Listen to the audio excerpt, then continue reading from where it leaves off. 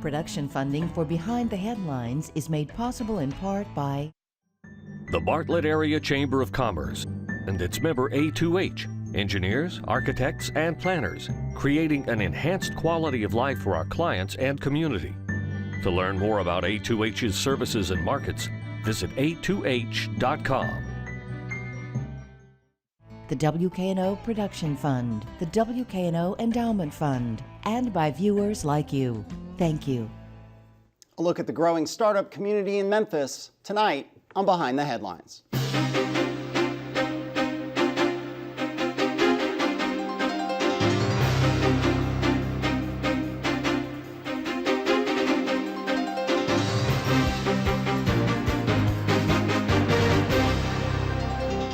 I'm Eric Barnes, publisher of the Memphis Daily News. Thanks for joining us. I'm joined tonight by Dave Roberts, founder of I Shipped It. Thanks for being here. Thank you for having me. Audrey Jones is one of the founders of Code Crew. Thanks for being here. Thank you. Leslie Smith is president of Epicenter, and we'll talk about what that is in just a second. Thanks for being here. Thank you. And Andy Meek, senior reporter with the Memphis Daily News. I'll start with you, Leslie. And Epicenter is a lot of things, and it's an umbrella for other organizations and affiliates. Talk a little bit about what Epicenter is in terms of startups, and then we'll introduce these people in terms of what their businesses are and what Epicenter and other organizations did for them. Sure, wonderful. So Epicenter is literally the entrepreneurial movement that was hatched out of the Chamber of Commerce here in 2014 to fuel the creation of 500 startups in Memphis and serve 1,000 entrepreneurs. Two of them are here with us today. We work in partnership with nodes across the entire system of support for entrepreneurship in Memphis to create a vibrant sort of culture and community of support for startups in our community. That includes accelerators. So, and both of these folks have been through or are going through. What is an accelerator? What does that mean? An accelerator means we get you to start fast. So in 100 days, we help move you from ideation to launch and an understanding of the relevance of your product to market. And I'll bring you, let's start with Audrey here. You've been through two of them, is that correct? Yes. Talk about the two different accelerators you've been through with your business, and then we'll talk about what your business does. Well, the first startup accelerator that I went through was the Upstart Accelerator. It was the inaugural one, and it was an all-women's accelerator. And the main focus on all women is because only 2% of women startups ever receive funding, but a vast majority of women-led startups receive second rounds of funding, experience longer sustainability when it comes to their businesses. So the main focus was to get a woman-led startup to teach us how to create a business, send it through ideation, and go to market and look into funding and sustain longer. The second startup accelerator that I went through was the Sky High Accelerator, which is based on nonprofits, and that's where I'm with Code Crew now, and we focus on underrepresented children and exposing them to computer science skills. And so how many people, the business is up and running, Mm-hmm. How many people work there? You said you're one of the founders. Right, so I'm one of three founders. Mecca Gwekwe, who is one of our co-founders, and Petia Grady. Mecca's a Memphis native, and Petia's a Bulgarian that had come to Memphis, and we all met working with a different organization, and we had this idea with our gracious funders with the Grizzly Foundation to really target kids in Memphis and expose them to computer science skills, and that's where Code Crew birthed. And how many kids have you been able to touch and affect? Just in this year, I would say we've touched over 100 kids. Right now, we have 2 classes that are going to be going through the summer camp. We're looking at even adding on a third one. We'll be in the school system come fall. Yeah. Code Crew is just on a rampant pace. Yeah. Dave, talk about your business, and you're in the middle of one of the logistics accelerators right now. Yes, we just started about 3 weeks ago. Okay, and talk about your business. Well, what I created was a online platform that auctions off unused freight space in semi-trucks. I used to own a trucking company and used to be a truck driver, and I realized that very, very few times is the truck actually full. And instead of looking at that as wasted space, I looked at it as a marketable commodity, much in the same way that hotels auction off their unused space, or airline seats also. And I basically just built the marketplace to bring that about. And so you're in the accelerator now. What have you done? What will you do next? I mean, what's been the best thing you've done in the 3 weeks you've been here? Unlike a lot of the accelerators, I actually have owned businesses in the past. I own a factory just a few miles from here. But one of the things that the accelerator really does is not only does it give give you access to capital, but it brings the direction in and actually gives you a little bit more focus and lets people know that these are the problem areas, and they give you some oversight. It's like, hey, you might need to work on this a little bit to really, make this business a success. Are they hard on you? I mean, is that part Absolutely. of it? Yeah. I mean, that's right. Business is not easy. It's like there's two parts to a startup. Not only are you dealing with the business side, and businesses as a new business don't have a great success rate, but as a startup, to be a startup, you have to do something completely new. So not only are you proving a concept, you're having to run a business. So there's two sides of it that you're really having to control. Yeah, Andy. Leslie, the thing that's one of the things that's impressive to me about what you guys are doing with the accelerators and Epicenter is, in addition to these guys, I know you guys are bringing people from around the country and around the world even to go through these programs here. How do you guys do that? What's that conversation like, particularly when there's bigger cities with more resources and such that they could go to? How do they get to Memphis and you guys encourage them to come here? So I think, we've made a compelling case for Memphis as a startup community, particularly around our core assets of logistics, medical device acceleration, music, social innovation, B2B IT opportunities, because this is such a strong B2B city that we've created, I think, a marketplace for startups to see themselves finding their first customers. I also think, we've created a culture of collaboration here, which inspires people to participate. Yeah. With the Logistics Accelerator in its second year, we have, I think, this year, 1 from outside of the country, last year, 2 from outside of the country, and folks that are really interested in participating in a community that hosts such logistics prowess. And so I think we've just figured out how to package our assets. Yeah. And I guess a natural follow-up might be, what brought you to Memphis and to this job?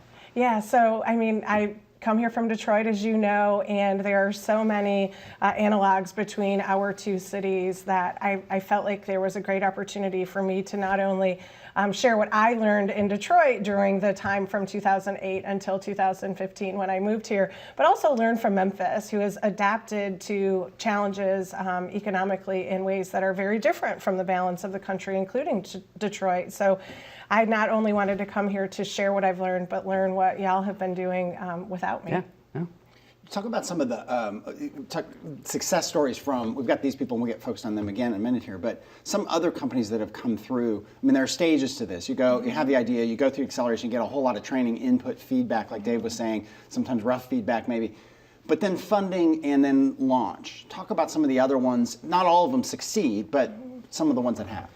So there are 2 that just pop to mind right away because they've recently closed significant rounds of funding. So coming out of our medical device accelerator 0 to 510 last year, we had 2 companies. One that has an IV breakaway device that just received $900,000 worth of funding, is housed in Little Rock but continues to participate in our programs and hire folks and work here locally.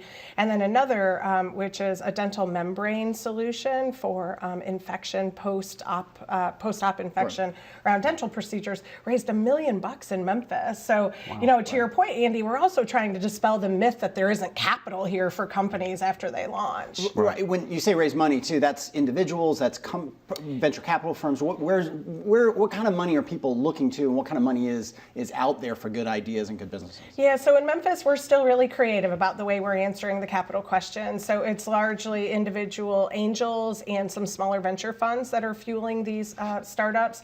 We hope to start to bring in more Series A and B rounds from venture capitalists outside of the region. What does that mean, Series A, Series B? Those are your larger sort of launch and growth rounds that get you past, your initial launch. And in Memphis, we've struggled to cobble those together. I think Audrey is a good indication that that money is starting to show up. I think these larger sort of pre-seed rounds, which is the money you raise to launch, are indicative of our movement towards success, but we still have to convince the balance of the country that there's opportunity here. And roughly how many people have gone through the accelerators? I know it's kind of a moving question, but give or take, how many in the last year, 2 years, 3 years, whatever? Yeah, so this year I think we're pushing upwards of 25 new startups. Last year we had 16 or 18. Right. We've come together to really create a sense of community and collaboration around this that we think that number will continue to inch up every summer. Yeah, okay. Why Memphis? Are you from Memphis? I'm actually from Dyersburg, about an hour north of here. But you know, for even if I wasn't from Memphis, I mean, just the logistics hub that this is and the business that I'm in, you know, we're in the crossroads of the nation here. You know, we have access to 70% of the U.S. market from this town. So, you know, being in Memphis is just a logical choice. Yeah, and are you from Memphis? Or So I am a Memphis native. I think I'm a representation of what we would like for talent retention to look like. I grew up here. I left the city as a teenager, ventured out, and about 5 or 6 years ago, I came back. And my first experience with accelerators was a Everywhere Else conference that was here. And I was able to witness minorities, women, different startups starting up there. And it was this big light bulb moment like, wow, I have an idea and there is a group of people that are eager to help me accelerate my idea. And that's when I applied for the accelerator. Yeah, Andy. I would be interested to hear, I think it would be interesting to hear what, maybe some specific ways that going through the accelerators have helped you guys, things you couldn't have done but for going through it, and resources that it exposed you to, and that kind of thing. Well, aside the money that you get from being in an accelerator program with Upstart, I did receive a seed round of funding.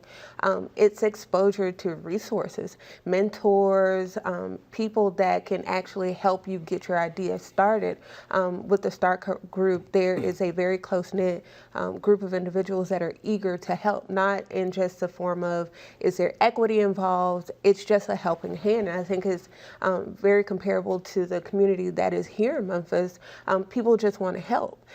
They're not trying to take anything away from you. They know that this is a catalyst that helps the city grow. We're not just building a business for you, we're building a business for the community that will in turn help you hire individuals to come work for you, that grows the city. So people realize that it's a group effort. We're all, raising all boats. We're not just raising one.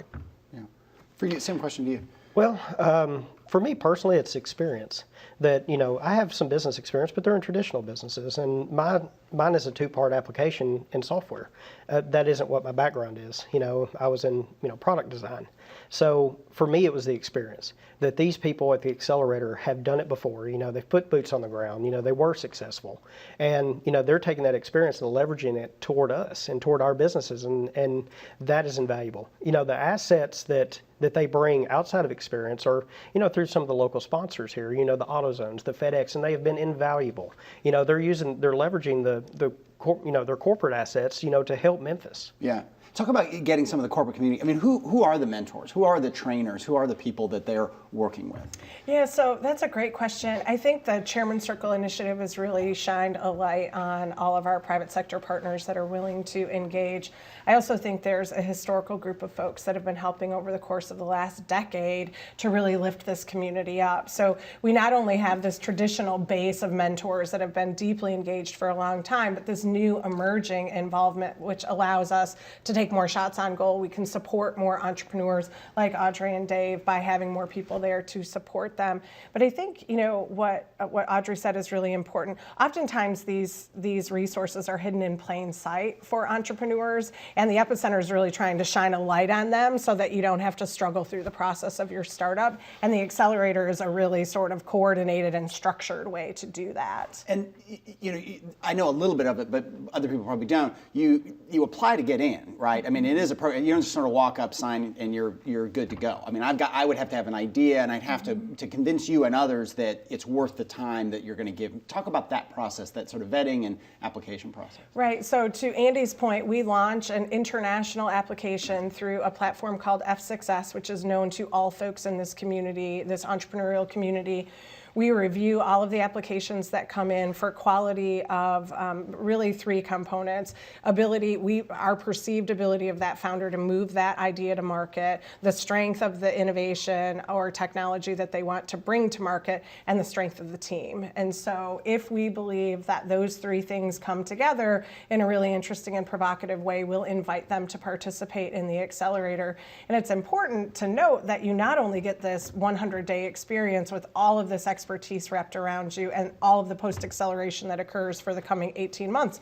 But you get a significant investment. These folks are getting $25,000 to $50,000 of early stage investment with the opportunity to raise additional follow-on funding locally. And how many of the people in the accelerators is it 50-50 in terms of being from Memphis or outside, or is it mostly from Memphis? It does run mostly 50-50, actually. I think by accelerator, it breaks out a little bit differently. You may have more from Memphis or more from outside, but in the aggregate, it's about 50-50. And I mean, part of the desire is for every single one in an ideal world to base then in Memphis and hire in Memphis and employ in Memphis and spend in Memphis, right? That isn't necessarily going to be the case. That's not a requirement that you commit to come here and stay here, right? That's right. Just not. No, we don't have any clawback or Yeah. demand provisions around that. We hope we show you such a significant set of support and you close your first funding and customer here that you don't want to leave. Right. But there is a risk that some of them will go back to the places they came. We know, though, that those folks continue to invest in our network and return to Memphis, so there is a likelihood of future involvement. And lastly on that, there's this kind of debate.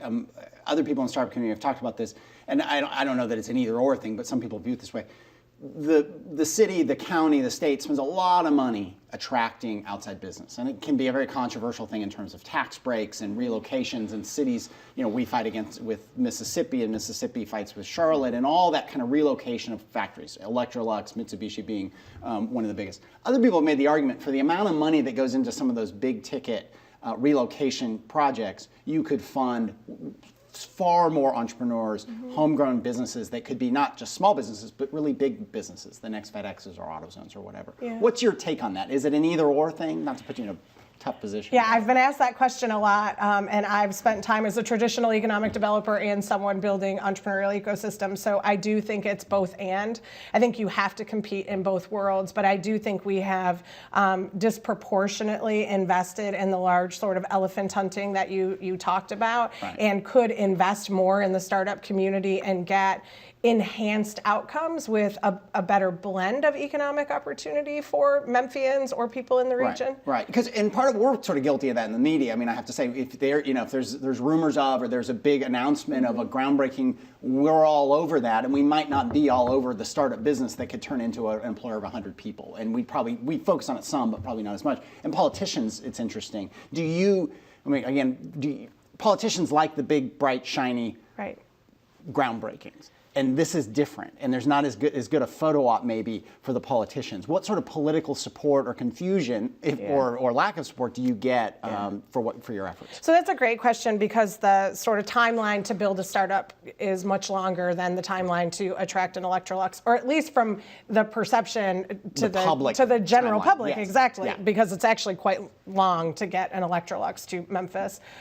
However, we're in a position now where our portfolio has matured to a point where we can show more fully developed businesses along with startups. So we can demonstrate the strength of the continuum, which I think is difficult to do when you first launch your startup initiative. So it's easier for politicians to see when we say Audrey is now delivering, hired a team, closed a large round of funding, because that comes full circle. The other thing I'll say about the Electroluxes of the world is that when they leave, it hurts us so deeply and desperately. And when these smaller startups leave, there's less sort of acute pain. So, Yeah. Okay, Andy. We were talking about this before we came on, but the way you guys are doing it different this summer with running the accelerators concurrently and kind of sharing mentors and so forth. It'd be interesting to hear some details about maybe the interactions and kind of the serendipitous, meetings and just some of the ancillary benefits of doing it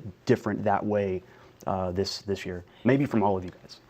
Yeah, so I'll lead because I think you and I have spent a lot of time talking about this. The concept was there are 7 accelerators being run across the community who, if joined together, we hope would create efficiency and energy around density. And we've seen that to be true. So we have all of these companies piled into 88 Union, learning and exchanging and exposing each other to their sort of myriad experiences. And we think that the startup companies themselves are growing more quickly. In fact, we're 3 weeks in and we had 3 of our accelerator companies invited to pitch to a potential customer, Wow. which typically doesn't happen until well after demo day. So we think the efficiency of that sort of density model is moving these companies forward more quickly.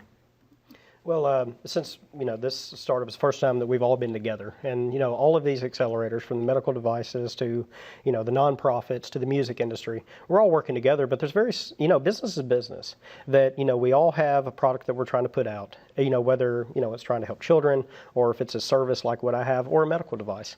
My background is in manufacturing, so I've had quite a bit of input into the manufacturing side, which normally we would never even see each other. But things like how do you identify a customer? How do you polish a product? Those are all classes where there's so much overlap that it makes more sense to put us all together where we can all work from each other. Yeah, your sense of being, around people, like somebody focused on a shipping company here, and you're very different, but is it fundamentally that some of the core issues are the same? Yeah, a lot of the core issues are the same. A lot of the teaching overlaps. And people always say it's a 100-day class. Well, no, it's 100 days and 100 nights. Because there are a lot of things that happen during the daytime that are very structured, very class-oriented. You're going to do things from 8 to 10. You're going to break and have lunch, and, you're going to come back from 10 to 4.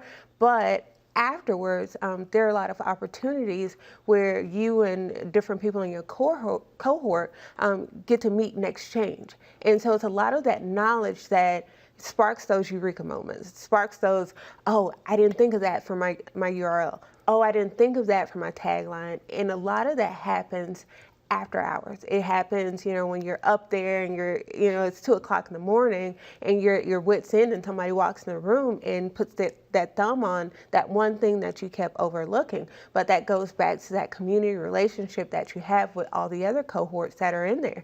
And it produces this energy. Everybody knows that everybody wants to succeed. So you're out reaching that extra mile to go for your partner or whatever, because there are cohorts that are there. There are founders that are there. They're solo. They are the single source of everything. Yeah. So, Dave was saying if the system goes down, he's the single point of contact. Mm-hmm. But there are also businesses that have multiple founders. Like I have the luxury and the great opportunity. There's 3 of us. So while I'm working on curriculum, Patia works on the funding and the finances, and Mecca works on the community relations and those things that help us, and we're all able to take on one of those things and be really great at it. You mentioned 88 Union. Is everybody downtown? Is that where everyone is in that building? We are. So we're all co-hosted in the StartCo space, and we're crammed in like a college dorm room. It is the most amazing experience I've had since coming to Memphis. Yeah, but you have some other locations around town. Is that correct? Isn't there a location in Germantown and so on? Because it's not just an incidental thing. This idea that they're talking about of being with other people. It's like a college campus, or it's like any of those sort of experiences. So how do you reach people where they are, but also get this kind of sharing dynamic that you're talking about? Yeah, so that's one of our biggest challenges, right? We want to be distributed in a way that entrepreneurs can find us and meet us where they are on their journey, but we also want to bring them together in dense conditions that best serve them. So we do have a location in Germantown, which is an entry point for access to the continuum. We have the incubator at 20 South Dudley, which is run by BioWorks, which is really focused on life sciences and medical device commercialization. We have Emerge, which is focused on general business incubation support for the broader context of the community. We have the Music Consortium, MMT, where they're sort of lifting up musical talent and technologies. And all of those groups are coming together this summer to co-locate, but when they're done, we'll disperse back into their spaces, having created this community and connection, but being able to really focus on their industrial focus. And isn't there a group of college kids going through this year? I ran into somebody from Rhodes who told me about that. But it's not just Rhodes, it's about the college program. 7 universities and colleges that have also come together to create a cohorted accelerator experience for college students as an alternative to getting a service job over the summer. We We have them housed at the Cruise Center at the University of Memphis. We have kids from Lemoyne-Owen and Visible College and MCA and Rhodes and the University of Memphis and CBU co-creating businesses together and learning about sort of entrepreneurial spirit, chops, challenges, and we hope that that skill will carry with them whether they start a business ultimately or become employed at the Memphis Daily News, because they're good skills to have.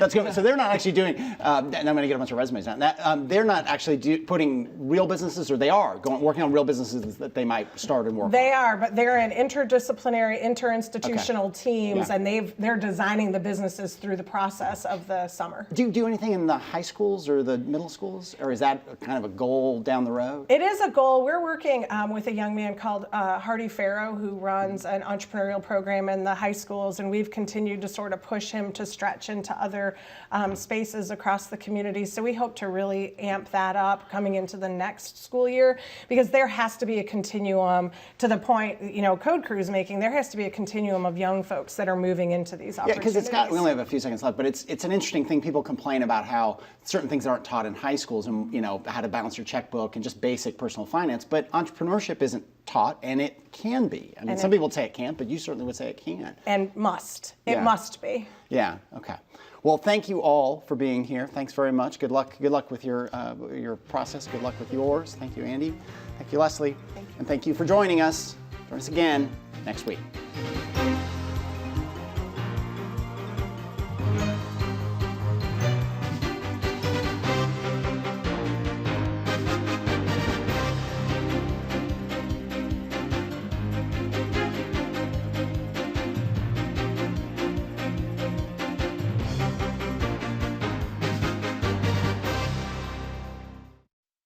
Production funding for Behind the Headlines is made possible in part by the Bartlett Area Chamber of Commerce and its member A2H, engineers, architects, and planners, creating an enhanced quality of life for our clients and community. To learn more about A2H's services and markets, visit a2h.com.